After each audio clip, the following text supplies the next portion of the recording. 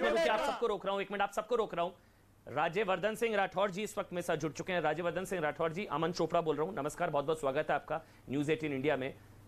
ये जो उदयपुर हत्याकांड हुआ है, इसको लेकर अशोक गहलोत कह रहे हैं कि देश के प्रधानमंत्री को देश से बात करनी चाहिए, देश में माहौल बहुत खराब हो गया है।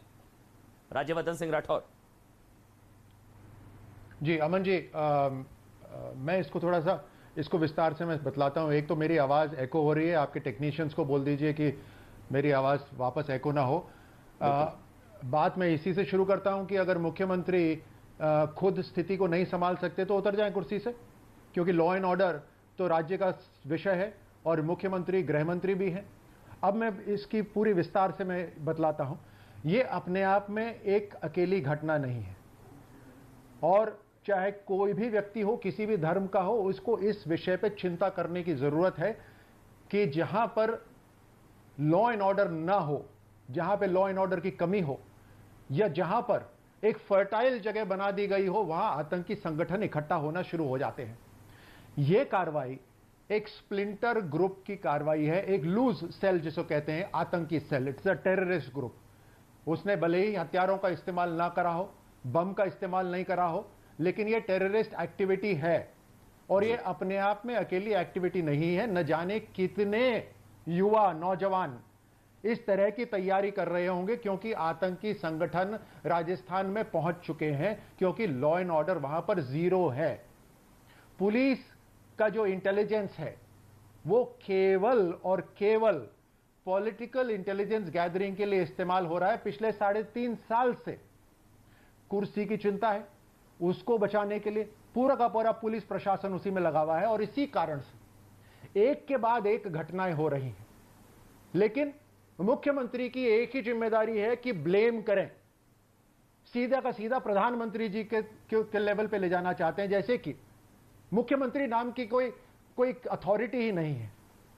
लॉ एंड ऑर्डर पूरा उनके नीचे आता है। करौली ले लीजिए, बार-बार ये पक्ष रहता है राज्यवर्धन जी, जोधपुर ले लीजिए, काम ही नहीं करने दिया जा रहा।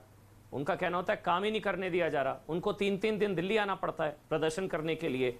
राहुल गांधी जी से पूछताछ, फिर सोनिया जी से पूछताछ, वो हुई नहीं, टल गई, तो वो काम ही नहीं कर पा रहे। उनको 3-3 दिन दिल्ली आना, धरना करना पड़ता है, और राजस्थान पीछे, ये सब हो जाता है, तैयारी हो जाती है।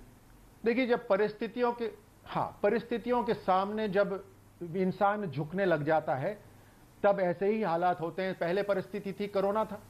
कोरोना में राजस्थान के मुख्यमंत्री 18 महीने तक अपने कमरे से बाहर नहीं निकले थे। पूरा का पूरा राजस्थान कोरोना का सामना कर रहा था। डॉक्टर्स, पुलिस, सारे लोग बाहर थे, लेकिन मुख्यमंत्री अपने कक्ष में बंद थे। और जब कोरोना खत्म हुआ तो मानसिक रूप में वो दिल्ली हैं, शारीरिक रूप में वो जयपुर में है।